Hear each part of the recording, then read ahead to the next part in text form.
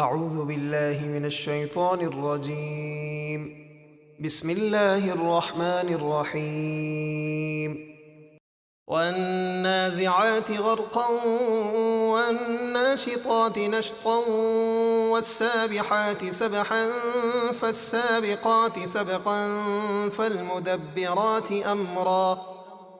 ان فرشتوں کی قسم جو نہایت سختی سے کافروں کی جان کھینچتے ہیں، اور ان فرشتوں کی جو بہت نرمی سے مومنوں کی جان نکالتے ہیں، اور ان فرشتوں کی قسم جو آسانی سے آسمان و زمین کے درمیان تیرتے ہیں، پھر ان فرشتوں کی جو اپنا کام پورا کرنے کے لیے آگے بڑھ کر جلد پہنچتے ہیں، پھر ان فرشتوں کی جو دنیاوی کام کی تدبیر کرتے ہیں، بے شک قیامت ضرور قائم ہوگی۔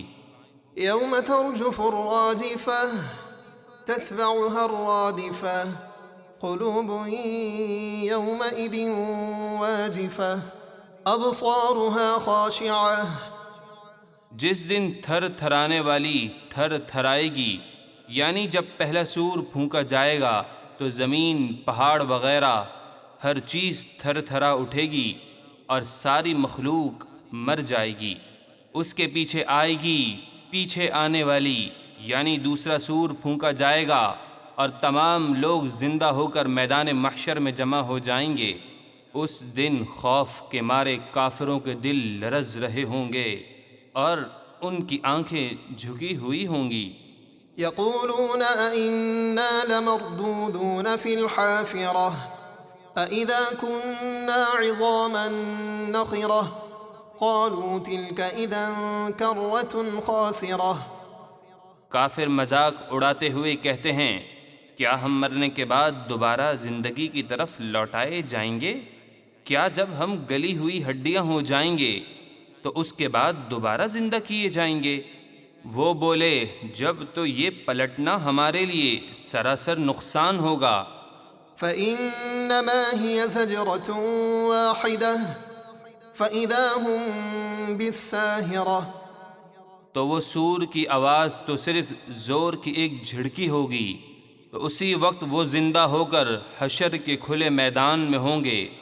هل أتاك حديث موسى إذ ناداه ربه بالواد المقدس طوى اذهب إلى فرعون إنه طغى فقل هل لك إلى أن تزكى وأهديك إلى ربك فتخشى۔ اے حبیب، کیا آپ کے پاس موسیٰ کی خبر آئی جب انہیں ان کے رب نے مقدس وادی طویٰ میں ندا فرمائی کہ اے موسیٰ، آپ فرعون کے پاس جائیے، بے شک اس نے بڑی سرکشی کی ہے۔ پھر اس سے فرمائیے، کیا تجھے اس طرف رغبت ہے کہ تو کفر اور سرکشی سے پاک ہو جائے، اور میں تیرے رب کی طرف تیری رہنمائی کروں کہ تو اس کے عذاب سے ڈرے۔ فأراه الآية الكبرى فكذب وعصى ثم أدبر يسعى۔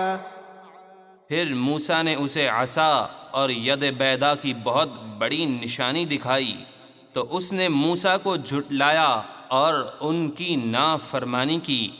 فحشر فنادى فقال أنا ربكم الأعلى فأخذه الله نكال الآخرة والأولى إن في ذلك لعبرة لمن يخشى۔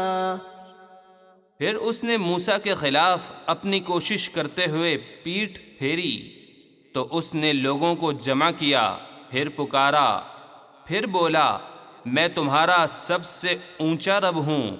تو اللہ نے اسے دنیا اور آخرت دونوں کے عذاب میں گرفتار کیا۔